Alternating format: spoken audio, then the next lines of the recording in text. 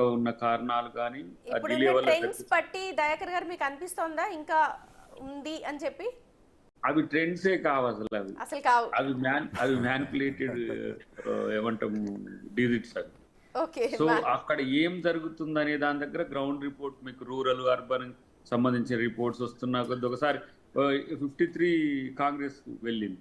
ఇట్లా నడుపుతున్నారు హోరా హోరీ హర్యానా. అది వాళ్ళకు ఎందుకంటే ఒక బ్యాడ్ ఎక్స్పీరియన్స్ కావద్దనేది కూడా. హోరా హోరీ హర్యానా ఏముండదు. ఇప్పుడు జమ్మూ కాశ్మీర్ అనేది ఇమీడియట్ గా మీకు ట్రెండ్స్ తెలియగలేదు. ఇది ఎందుకు తెలియలేకపోతున్నది? ఒకసారి కాంగ్రెస్ ఒకసారి ఇట్లా ఎందుకు వస్తున్నది అంటే బీజేపీ అభ్యర్థి వినేష్ పొగాట్ విజయం సాధించారు.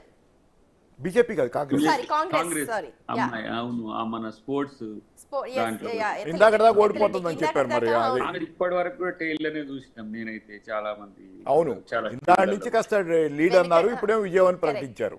ఇప్పుడు విజయం అయిందని. అట్లనే మీకు విజయాలు వచ్చేంత వరకు నేను అనుకుంటా 3:30 తర్వాత ఇది కొనసాగితే అది బీజేపీ అనుకూలంగానే పోతున్నట్టు అనుకోవాలి, చూడాలి. బట్ వేరే ఇప్పుడు ఇమ్మీడియట్ గా నేషనల్ జనరల్ ఎలక్షన్స్ తర్వాత జరుగుతున్న 100 రోజుల తర్వాత జరుగుతున్న మొదటి ఎన్నికల్లో 50-50 విజయాలు వస్తున్నాయి ఇప్పుడున్న దాన్ని మనం అనుకుంటే.